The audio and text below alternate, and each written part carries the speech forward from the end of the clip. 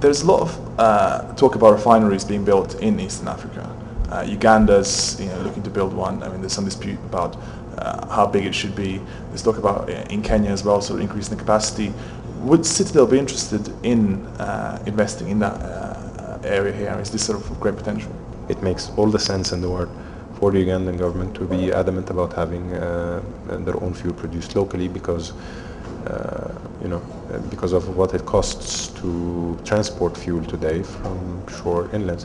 And I'm sure the solution is somewhere in between. I mean, the fact of the matter is that the three East African countries collectively, I don't think they consume more than 30,000 barrels a day of products.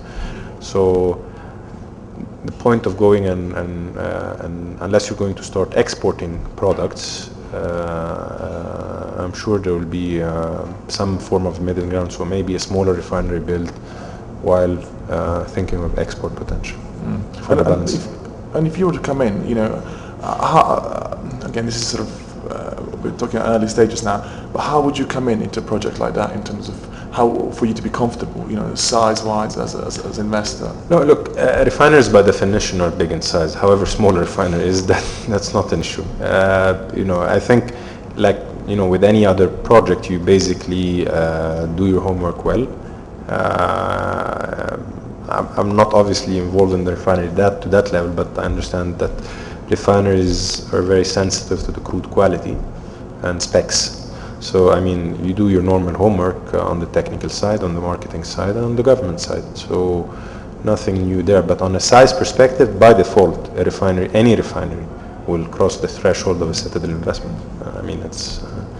I fail to see any refinery that is less than $1 billion.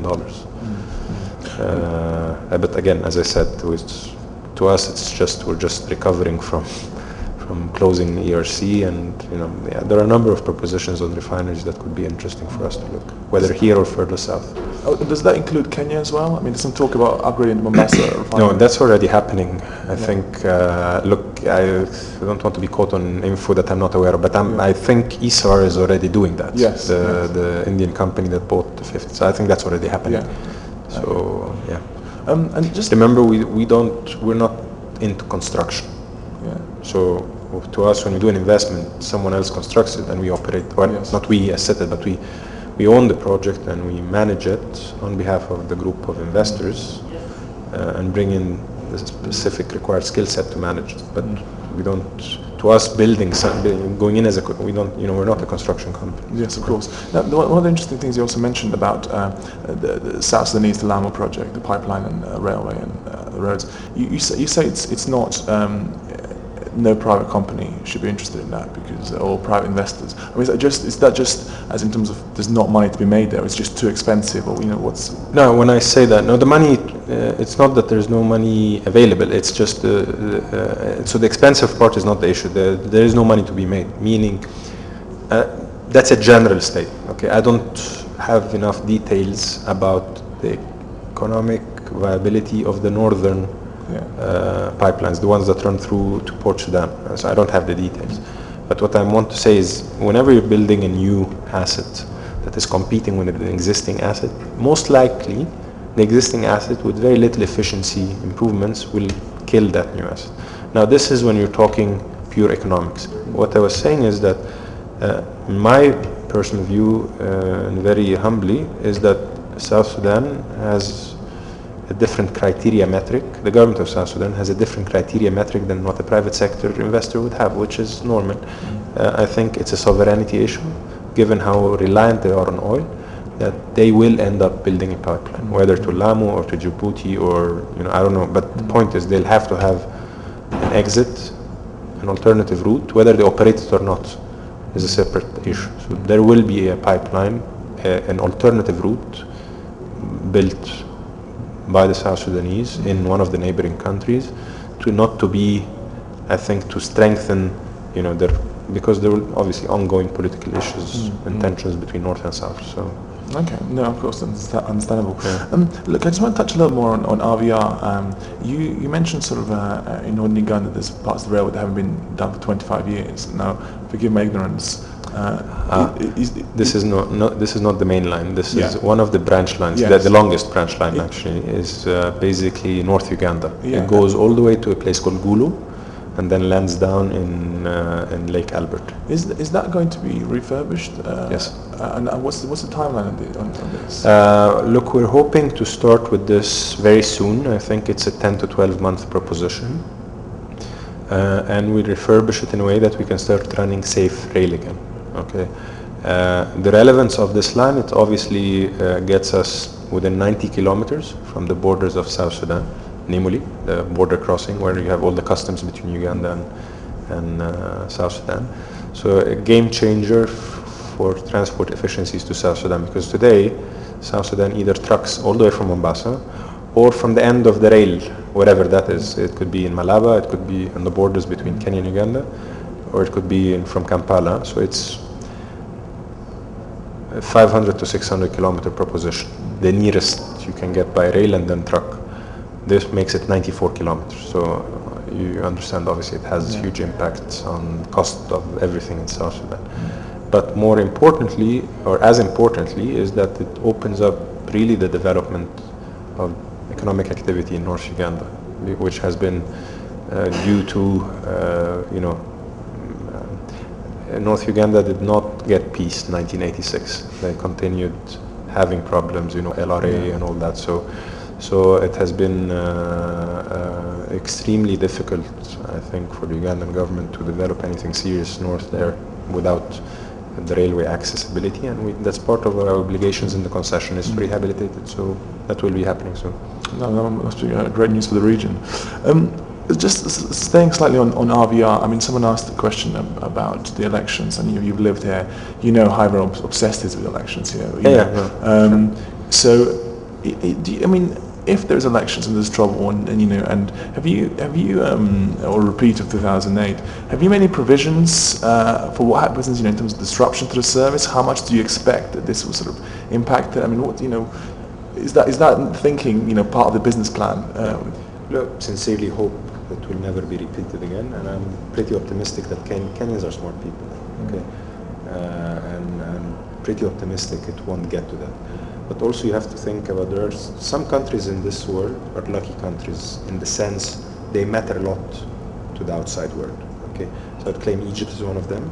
Kenya is definitely one of them. You can see the reaction of the international community to what happened in Kenya and real intervention so that it doesn't slide into something else. Okay, that's what I mean by special relevance. Much worse happens other places and people don't give 2 cents. Okay, let alone send ex bosses of the United Nations to fix. Okay, so you get my point. Yeah. So that coupled with what I'm sure is learned lessons will hopefully not happen. But worst, God forbid anything happens, of course we do have contingencies. I won't be sitting here telling you it will not affect the business. Of course it will affect the business, seriously. But we hope that from the learned lessons that we have contingencies, if it ever happens again, that will be implemented to basically safeguard the assets and have at least a skeleton operation happen. I mean, this is the thing. Just give you a quick example. Yes, in the flash areas where violence happened last time, we've welded the rail. So, 10 kilometers of rail is a heavy proposition to lift. So that kind of stuff, yeah. But there is also additional contingency plans on movable assets and how to protect them and all that. And presumably security is another issue in terms of if you got skeleton operation with trains moving. I mean, and some of these. No, skeleton operations, I mean by the number of trains moving. Yes. Yeah, because you have to remember, anything that happens on this line in Kenya has dire consequences west of the borders. Okay, and it really affects Kenya's position as a gateway to East Africa. It really does. I mean, and you can't blame them. You can't blame Uganda for thinking of alternative routes when they didn't have fuel for 4 weeks, not a single liter. Yeah? So, as I said, there are consequences for Kenya as a country and as a government and as political players and as a population when things happen, whether it's on the railway or on the roads. or in the port that affects neighboring countries. There is a God-given obligation when you happen to be the port of an entire set of 4 or 5 countries inland. There is an obligation. Okay. No, There is benefits, but there's also obligations. Yeah, no, I mean, obviously, it's going to be vitally important that you guys can sort of bring the goods across. It's just that the railway line does go through some slums, from what I understand, and some very sort of difficult areas which were sort of badly affected last time around. I just quickly want to touch about this issue of sort of investment climate, right? I mean, obviously election coming up here, Meles has passed away in Ethiopia. We could have a new government in the next few months. How do you see the sort of the investment climate of East Africa today? Perhaps how it was 5-6 years ago. But is there sort of growing optimism, and or are you still sort of cautious because you talked about you never going somewhere without a partner and that sort of stuff? No, that partner thing is a general statement everywhere in the developed world. I mean, I would be loath going to Brazil without someone. Just to give an example. Yeah. Not that we're considering, but look, the investment climate remains, in my view. You added Ethiopia in there, and I would like to take that out. I'm focusing EAC. Okay. Okay. So EAC remains, in my view, still a very attractive proposition to private sector involvement in various things, whether they are traditionally private sector or not. That degree of attractiveness differs between a country to another. Some places it's more talk, some more it's action, some other places action and regulations and legislative. And I can't compare with 6 years since I wasn't here, but over the 3-4 years we've been involved here, I'll say it's still as good as it was in terms of. Sure, there are worries, concerns about the next election, but we knew that when we came in 2009. Hopefully nothing will happen. But again, look, we're not here banking on a certain political outcome. We're here banking on 130 million people who are extremely exposed. Plus, no one anymore can close up a society. Yeah, so they see what things happen, how things are happening abroad, how people are living abroad, blah blah blah, and they are young and they are very hungry to consume, and they want to have a better life. Okay, so this is what we're banking on. We're not banking on fine, we'll have violence. It will pass if it ever happens again. It's not the long-term thing, and that's something that's also very relevant to Egypt post-war. We've had in my father's generation what amounts to a landslide. Okay, unprecedented, unplanned, unthought of that it could happen. That quickly, 18 days, guy runs away. 18 days, choke. But it has happened. Okay.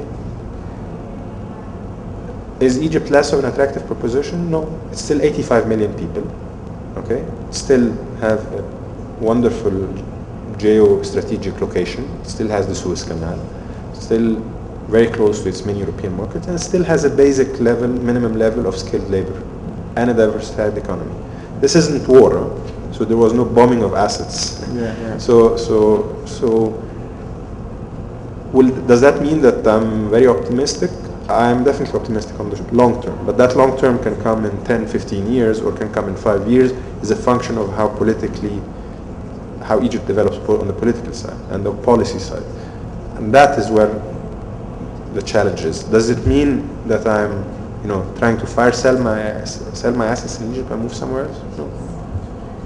Because the reasons why we are in there, besides nationality issues and being born there, I'm just segregate that from investment point of view. From investment decision point of view, you are there and you are here and you want to be in other places, especially like Nigeria and West Africa, because the size is there, the market is there, sustainability of what you're doing, assuming sustainability is a little bit of a wide word, but sustainability assuming what I'm talking about, that you're targeting big numbers of consumers And by that, by default, you have to go in term less unit price and accordingly margin. But the volumes are there, and the continuation is there. Karim, pleasure. Thanks, Darka.